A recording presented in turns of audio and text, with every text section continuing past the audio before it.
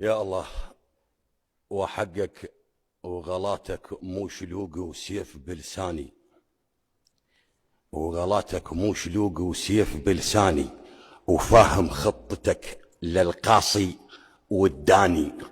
بس الناس صعبة، شلون افهم الناس؟ تريد لهم خبز مستقر بصواني.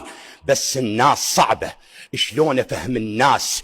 تريد لهم خبز مستقر بصواني.